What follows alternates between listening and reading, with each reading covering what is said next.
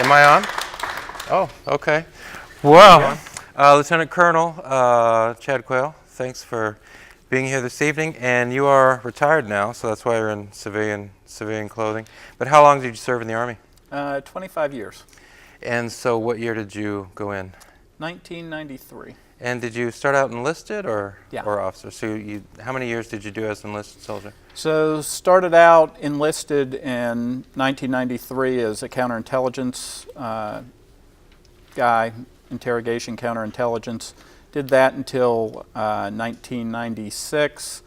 Went to OCS, came out, did about 3 years as an infantry officer, and then went back as an intelligence officer after that. Okay. And then you were the commander of the ROTC program at the University of Arkansas for how many years? 3 years. That was my last assignment. That was your last command.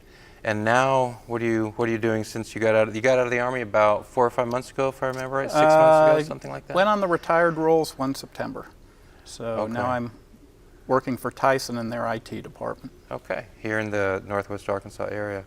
Well, we have some photos here, and so here's a photo here of you. Just put us where this photo is. What's the context of that photo that we're looking at there?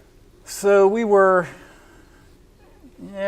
looked fairly well prepared there. So that was early on in our tour. So when I was there, I was part of a MIT team. There were 11 Americans that were advising an Iraqi infantry battalion.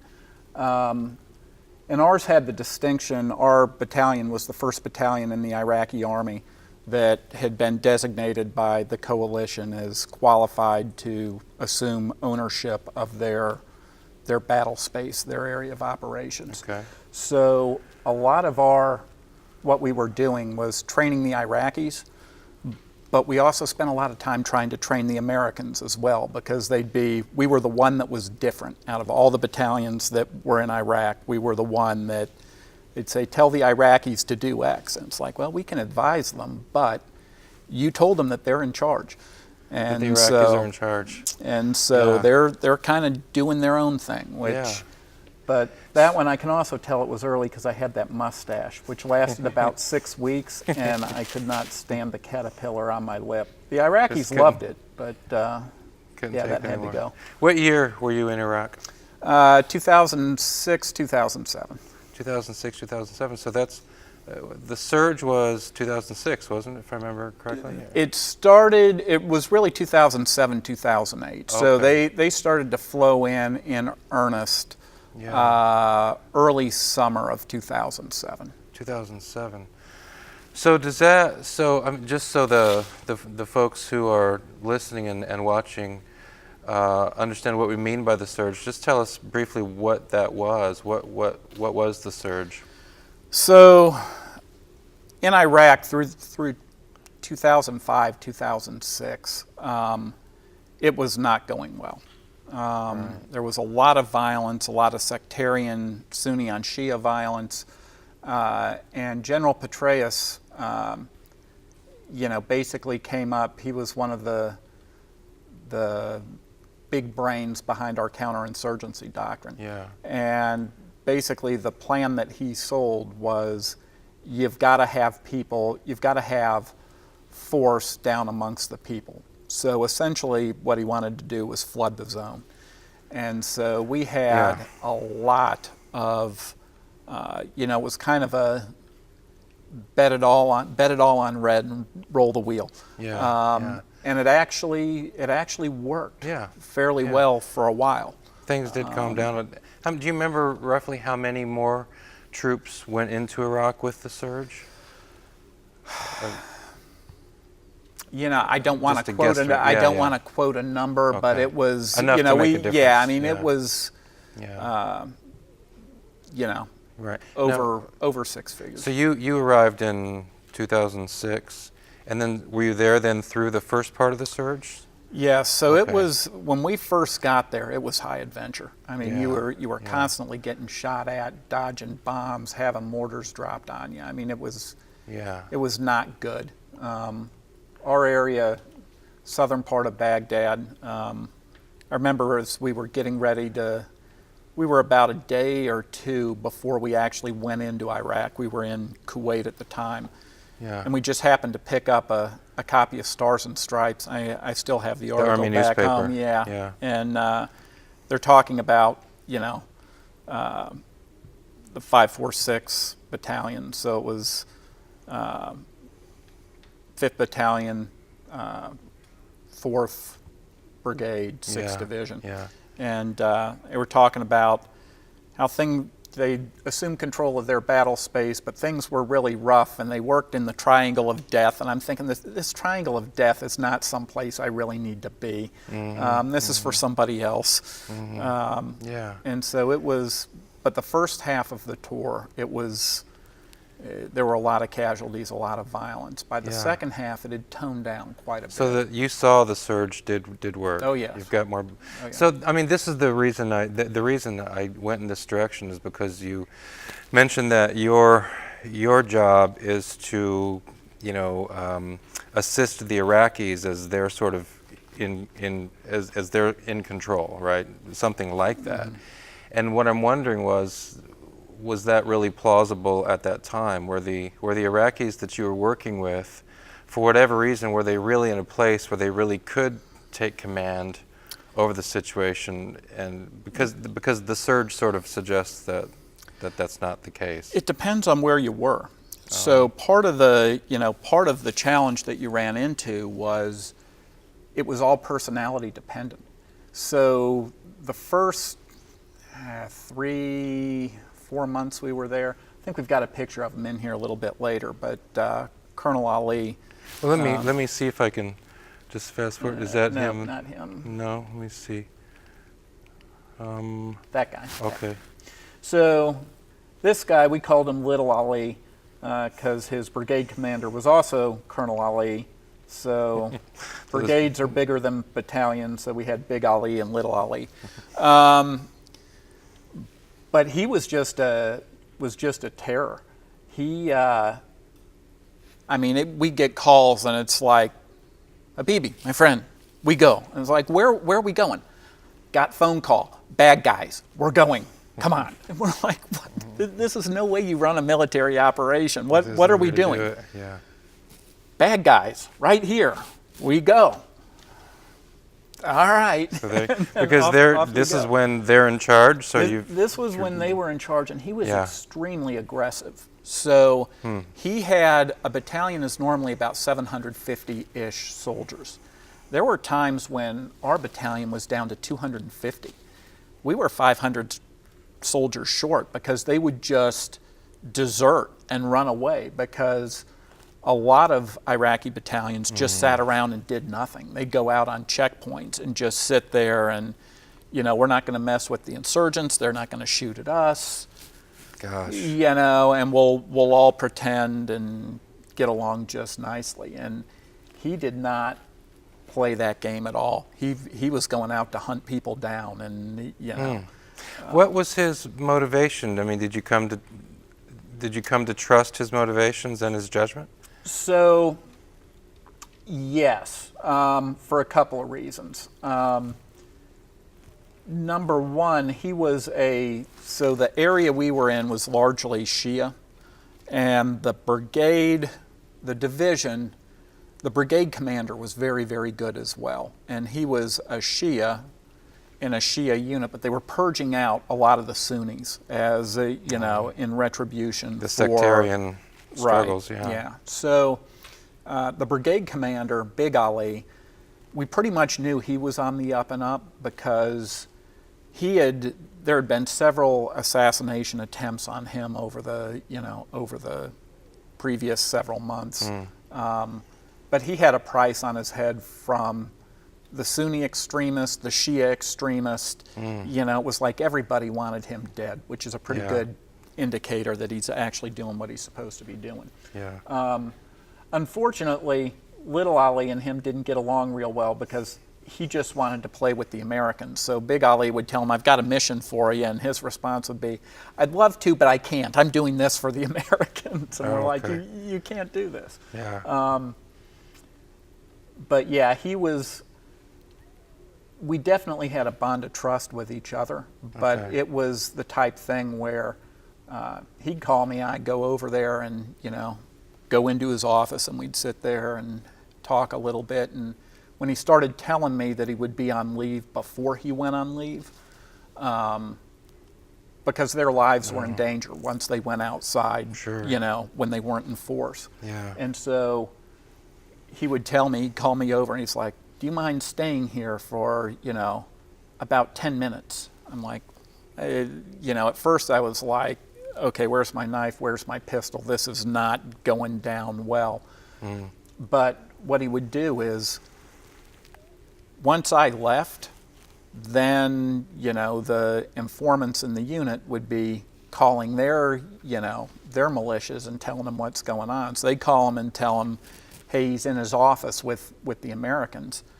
Well, Colonel Ali would climb out, switch into his tracksuit, climb out the back window, put his 9mm under the, seat of his car, have the lights turned off, would slowly drive across the compound till he got to the gate, and then he'd kick on the lights, pour on the gas, and drive it like it was stolen. And if he had about a 3-minute head start before they got on the phones, he knew he could beat them to all the checkpoints and make it home safely. Good So, grief. it was one of those where, for all of the talk about the Americans there, there were a lot of Iraqis that were playing both sides of the fence, but there were some that were, betting it all on us. So you have, if I'm hearing you right, among the many challenges you're facing, is that you have basically informants for the insurgents within this Iraqi military unit. Yeah. And you see that now. I mean, just the current news with the green on blue, Afghan soldiers killing American advisors in Afghanistan. It was, it was a similar type thing back then, although it was so, now it's a little bit more stable. So you have that, they'll go after and just shoot the Americans over there. Back when we were there, it was rare that they would come up and do something that direct. What they would normally do is, call their buddies in the insurgency and let them know, and then they'd be out there to do their ambushes or trigger their bombs or whatever. Well, there are a lot of differences between Iraq and Vietnam, but just listening to you talk, there are definitely similarities. I mean, just even what you said about a good number of the Iraqi troops, at least, given your experience, it wasn't clear that they were really committed to the cause. But let's go through some of the questions we have, and of course, Iraq.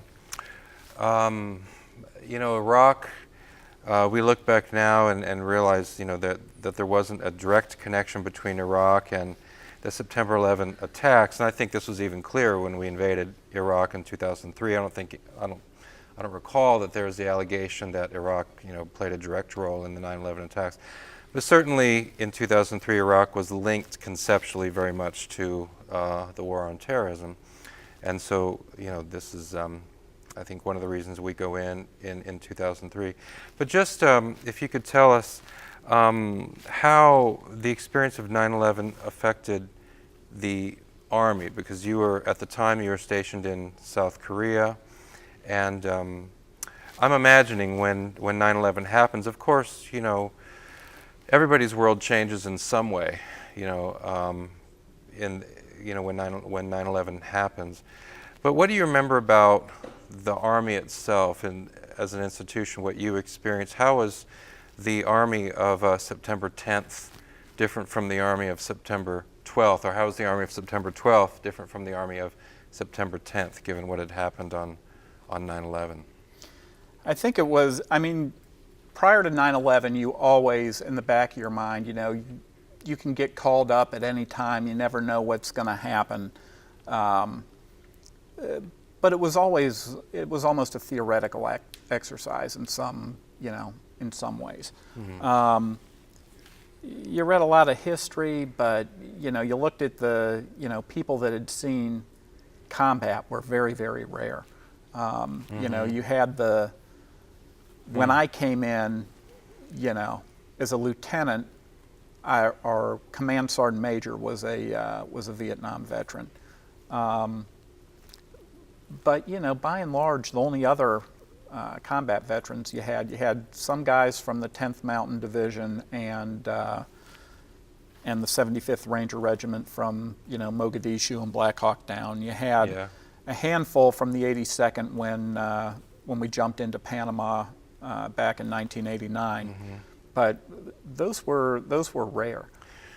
So it was one of those things. You did your training, but it was kind of theoretical. As soon as this happened, it was, all of a sudden the training that you were doing, it was, your first aid training, your PT, your marksmanship. It's like we're no kidding going to be putting this to use very, very soon. Yeah. We don't know where, but it's, sure. It's going to be going down. Yeah, So it sounds like just a real seriousness of purpose, I mean, we're serious on September 10th, but on September 12th we realized that all this physical training and, this is really about something now. Well, and for us in Korea, it was a little bit of a, kind of a sigh, because you saw this and everybody, I mean, that's what you trained for. That's what you wanted to, to do. Yeah. And prior to 9/11, if you wanted to go where the action was, Korea was the, really the best spot, particularly as an intel officer. The Berlin Wall had come down in '89, but the DMZ in Korea was there in full force. I mean, and little incidents pretty regularly. And I mean, it was you would sure. You'd go up there and you'd see the North Koreans, you watching them, watching you watch them. I mean, it was, and it still is. A very serious place. When you go for unit runs, here. So you get all the soldiers in formation. It might be tens, it might be hundreds, it might be thousands, and they're all running in formation. And the ones that aren't in such good shape will fall off to the side and go wandering. Mm-hmm. Take a few steps to get out of everybody's way. Yeah. Even back then in Korea, you ran in formation, but you had NCOs running down the side to tackle anybody that fell out. Because if you got off of the road, those were minefields. I mean, that was the type of environment you were in. Yeah. And when 9/11 happened, I remember our battalion commander, when we all got together in the conference room and we're watching it, and his comment was, "Well, gentlemen, we just went from being the tip of the spear to the feathers real quick." Mm-hmm. And what did that mean, that statement? So you think about an arrow, the tip of the spear, that's you're the one doing the fight, and the feathers are all the way at the back.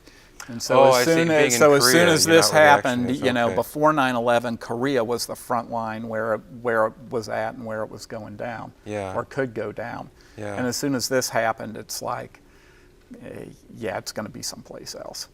Yeah, for sure. And very quickly it turns to Afghanistan. Yes. And so let's go to the lead up, because you go to both places. You go to Iraq and Afghanistan. Iraq 2006, Afghanistan 2010, if I remember correctly. Mm-hmm. We'll focus on Iraq here. Tell us about the lead up to the war in Iraq, because of course Afghanistan happens. The troops go into Afghanistan. It's sort of one of these classic things. It looks like an easy victory. We're helping the Northern Alliance. We're rolling the Taliban back. The Taliban is losing like crazy. Seems like Afghanistan seems to be a pretty easy thing. Afghanistan, of course, is in the news, but the big attention, I mean, the national attention is really on Iraq, right? 2002 and leading up to 2003. So do you remember, the impact that had on the Army in general, on you as an officer, when we realized that now, unlike the previous President Bush, who considered invading Baghdad but decided not to during the Gulf War, now Bush Jr., we're almost certainly going to invade Baghdad, and we're facing the possibility of urban warfare, et cetera. Do you remember the impact that had on the Army at this point? So I can't really talk about the Army writ large, because my experience was rather different. So at this point in time, I'm still in Korea. I have moved from being battalion intel officer up by the DMZ. Now I'm a company commander down in Seoul, and I've got all of the Army intel people that are working in the Joint Intelligence Center down there. So what I remember about the lead up to the Iraq War was sitting there for dinner with some of my Korean counterparts, and we're watching President Bush as he makes his Axis of Evil speech. Mm-hmm. And we're watching that going, he did not just say that. Right, the Axis of Evil, was it Iraq, Syria, North Korea? It was Iraq, Iran, and Iraq, Iran, North Korea. North Korea. Okay. And so our attention was, as it looks like we're going to invade Iraq, and then particularly once we kicked off, and because there was still a lot of almost like they're playing chicken. Is this really going to go down or not? Right up to the last minute. Yeah. Once it was clear that we were, invading Iraq, being in Korea, now our, perspective is, okay, well, if he comes out and says that, here's the axis of evil, you've got these three, they're taking down Iraq. If you're going to go and want to take care of business and put an end to the Korean War, because it never officially ended, right. Hey, now would be the time to do it while they're busy someplace else. Really? Okay. And so we were very much concerned about watching their troop movements, watching all of their, intelligence indicators. We were doing, and a lot of the national intel assets had been, moved over to support Iraq. So we had lost, a fair amount of our capability. So we were very concerned about, okay, what's going to go down over here? That was our perspective. That's their fight over there. We're, we're going to potentially have to slug this out. And so it sounds like, you were entertaining the possibility that this war on terrorism could, go beyond Afghanistan and the Middle East and could actually hit the Korean Peninsula as well. You're thinking this might happen? Yeah, it was always the reality of the Korean, the Korean Peninsula is, whether, Kim Jong-un now or his predecessor. If his father woke up one morning just, had a wild hair and said, head south, boys, they're heading south. And trying to apply our logic to their decision-making process is dubious at best. Let me fast forward to a photo here. This is one of yours.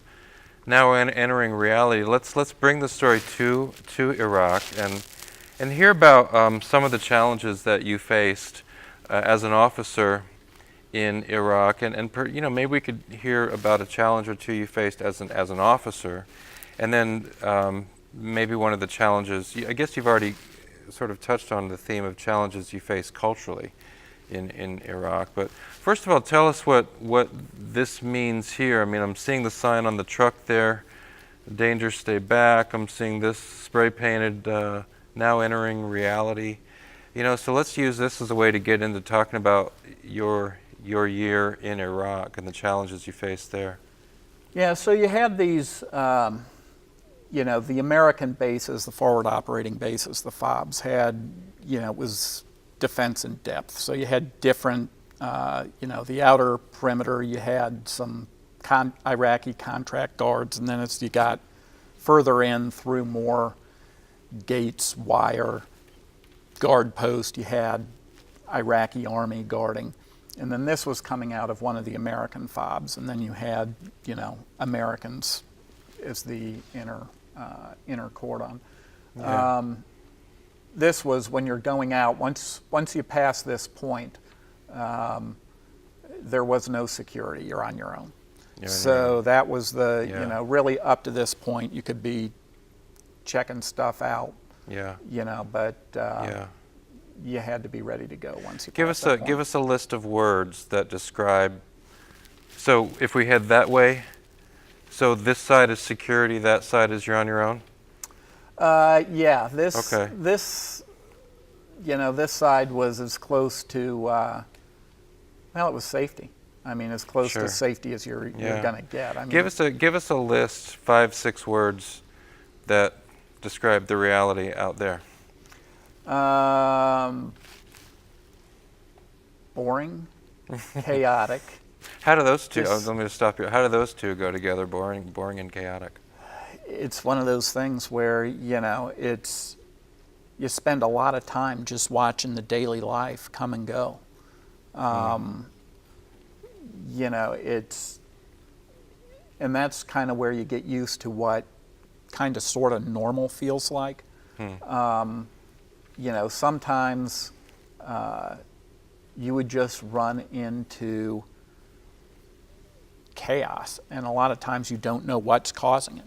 Sometimes it's, operations that we're doing, and it's got it's affecting the local population, so they want to come take it out on you.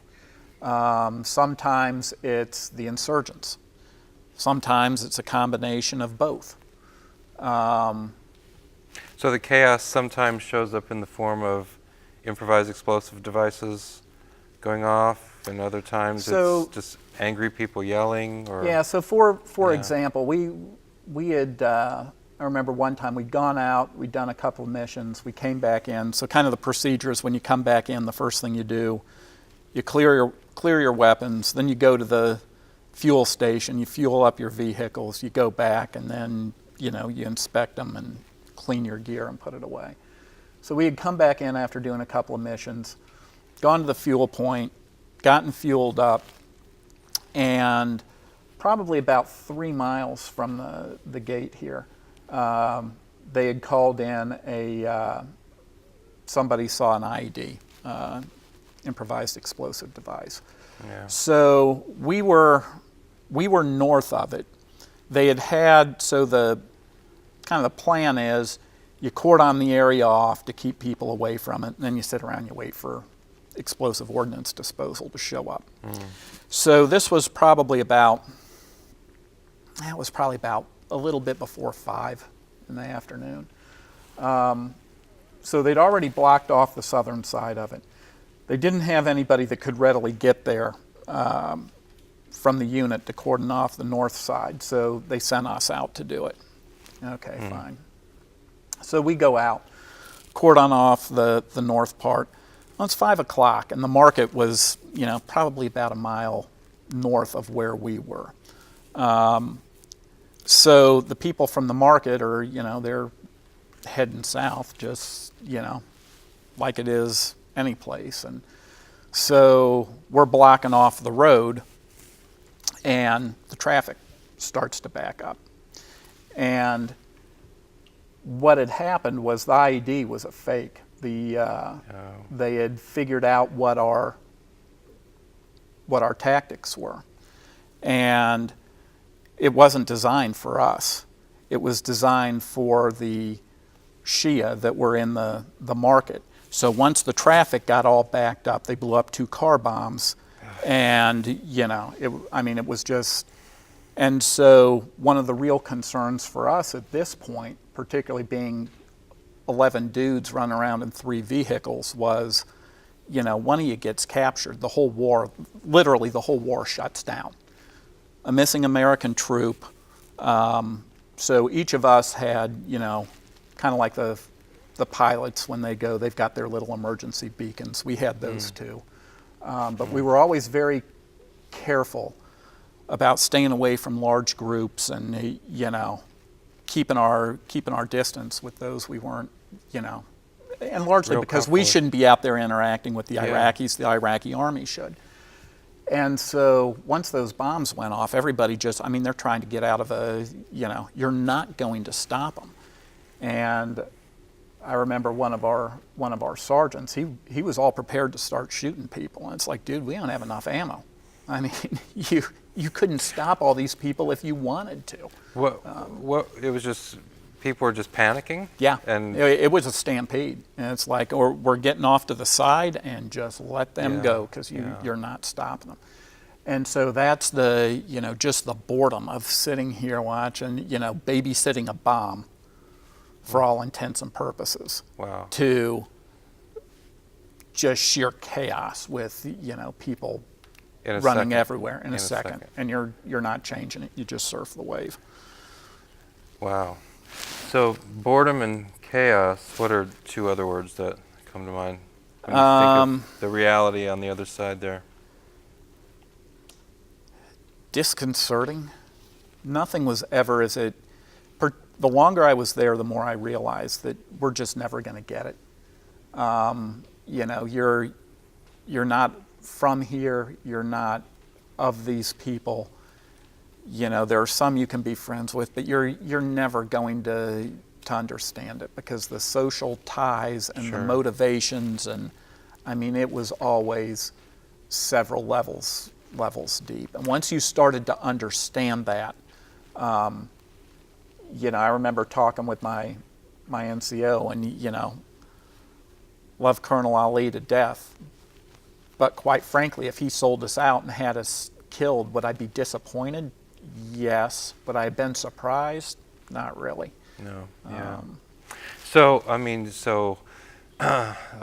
boredom, chaos, being disconcerted, that sense that nothing is what it seems to be, and also I hear you saying coming to the understanding that this situation isn't ever really going to be understood, because this cultural universe is so radically different from ours, right? There's just sort of a mutual incomprehension or something like that. That's part of it. I think Yeah. we like to make metaphors out of just about everything.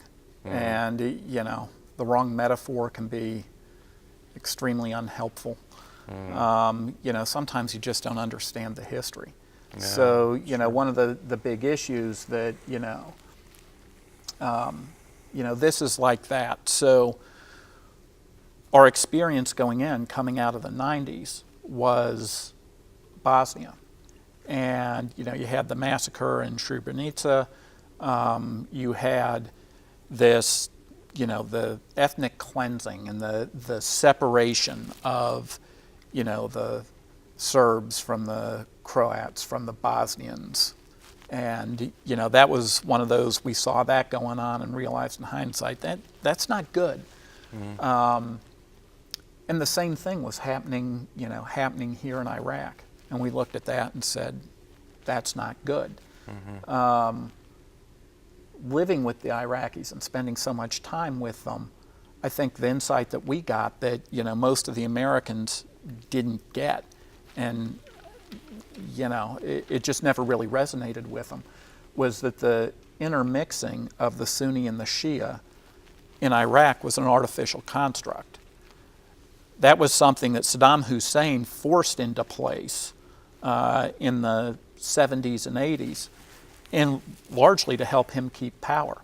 And so he would hold geographic areas responsible. If there was, if somebody tried to assassinate an Iraqi official and they tracked it back to this particular neighborhood, everybody in the neighborhood paid, whether it was, with imprisonment, being killed, whatever. That whole neighborhood paid. And so the reason it worked is, even back then, they really didn't like each other. So as long as you mixed the Sunni and the Shia and the Kurds and everybody else together, everybody was informing on everybody else, because they didn't want, they didn't want to be held accountable. When they separated, what you actually got was the more organic tribes, that the tribal structure where they all lived together, and they would, they wouldn't rat anybody out. They would look after their own to the last. And so it was our experience in one place trying to transpose that experience to someplace else where it really had no applicability. That was the type stuff that was incredibly It sounds like, frustrating. just in the last, we've got a few minutes left, but it sounds like one of the things you're saying when we're talking about the cultural challenges is even when President Bush, other leaders, myself in a class, when I speak of Iraq, I think of sort of a nation with a common history, a common identity, and it sounds like the real Iraq, yes, of course there's a history that people share, their common history in this place, but it sounds like the identities are more tribal and more sectarian. Sounds like that's the first identity. And then Iraqi, it may say Iraqi on the passport, but what's in my heart is I'm primarily Shia, I'm primarily Sunni, I have this particular loyalty. It's not necessarily to the government in the capital of Iraq. Yeah, I mean, by and large, they all thought of themselves as Iraqis, but it's not this concept of a melting pot. You know, it's kind of their understanding of what it means to be Iraqi is not the same as our understanding of what it means to be an American. You know, it's not the same. And getting the nuances of those things would take a very long time. You know. Yeah, I mean, it's and just kind of how they view the world is so. And part of it is their history, that part of the world. I mean, the one conversation I remember, you know, just being fascinated by was, you know, we're talking about the elections, and you know, they thought democracy was the dumbest idea in the world.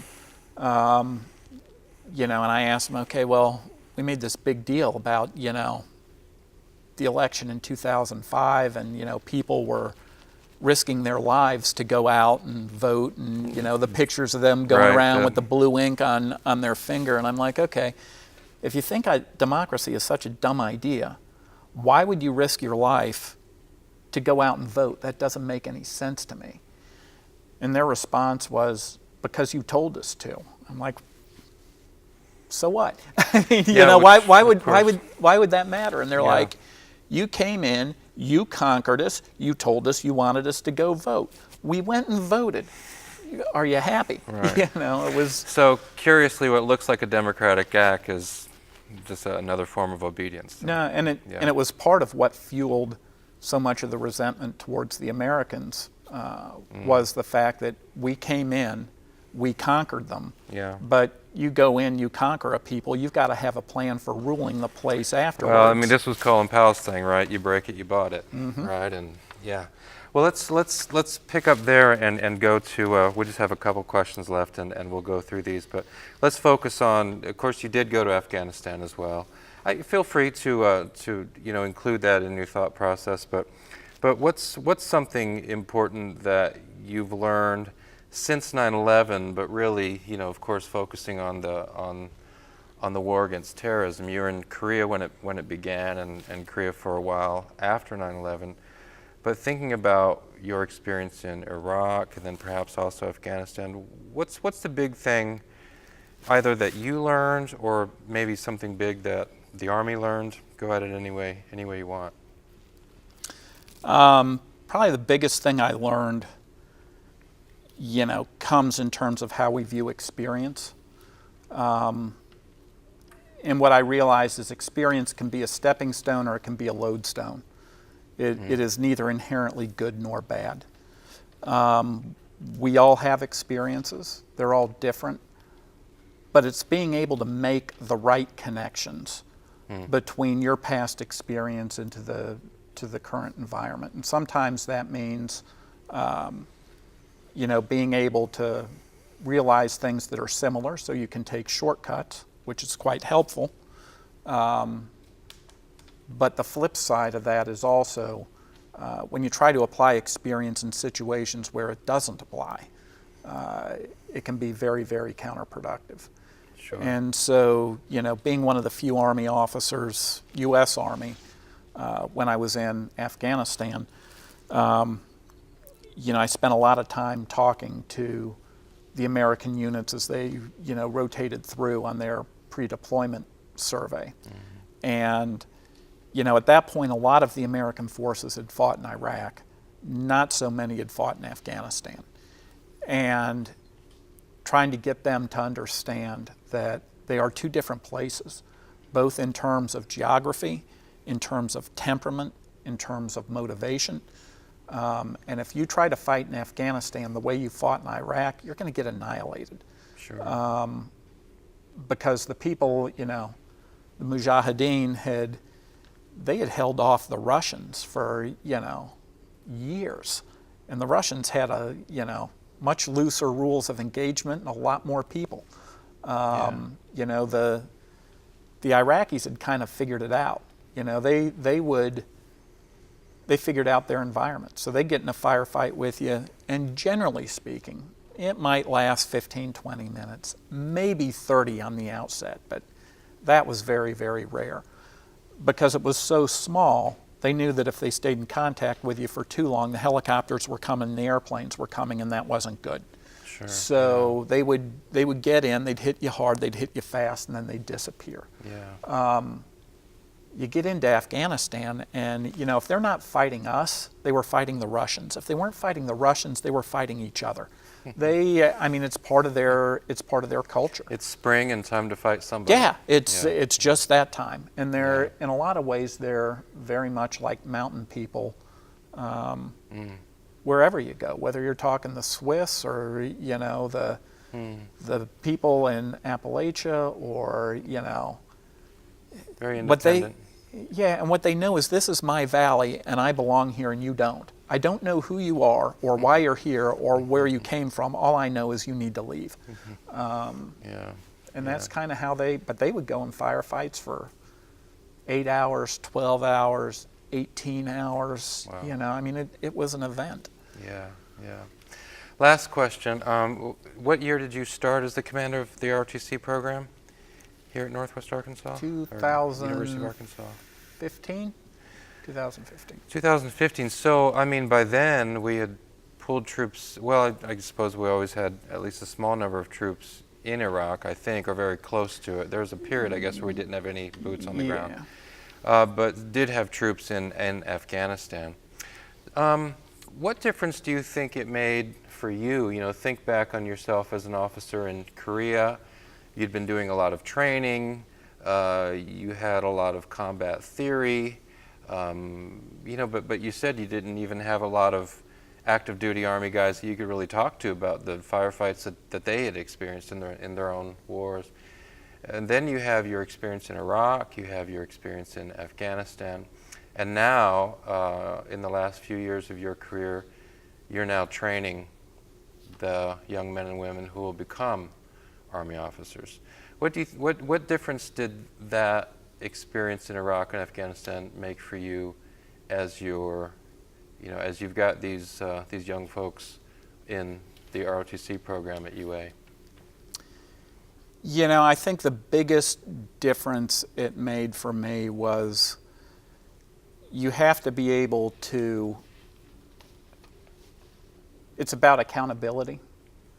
And so if you can't make yourself do what you need to do, whether it's in the classroom or whether it's taking care of your PT or whether it's just staying out of trouble, those were the three things we harped on here in a college environment. Those were, failing at one of those three was kind of the kiss of death. You have to go. Nothing personal, it's just business. Because in 18 months, you're going to be out there leading, 30 some odd soldiers. And if you can't make yourself get up when you're tired and go to class, because that's what you're supposed to do, how are you going to keep yourself awake when you're supposed to be pulling guard, out in the combat zone? If you can't take care of the simple stuff here, there's just the price for indiscipline and lack of commitment when you're out in this environment is brutal. And more likely than not, you're not going to be the one that pays for it. It's going to be somebody else. So I think that probably in that context, the biggest thing for me was, back in 2005, before I deployed, I probably would have been considerably more tolerant than I was by the time that I got there. Well, I'm imagining in your year in Iraq, or it was a year that you did in Iraq, and then your deployment in Afghanistan. I imagine you saw what happens when soldiers when you get into a situation and we're not sure we can rely on everybody here, and the consequences of that. One situation that still blows my mind was we were some foreign fighters were in the area, and they went around and the previous night had snuck up on the Iraqi checkpoint and slit their throats while they were sitting there sleeping. So the next night we're going out, we're going around, we're checking on, checking on the checkpoints out there. Go up to one that's like 2 miles up the road. They're all asleep. Blew my mind. It's like, why would you think this is a good idea? And that, that's the type of stuff that, that I saw on the Iraqi side. One time I was coming into the American side, so decided to take a shortcut from where we were with the Iraqis and go back across the wire into the fob, and walked up on an American soldier, dead asleep. It is, and that's the type of stuff that will get people killed. You can't do that. That's for real. So. Well, Lieutenant Colonel Quayle, I really appreciate you spending time with us and sharing your memories with us. Thank you very much. Thanks for having me. Appreciate it. Thank you. Great.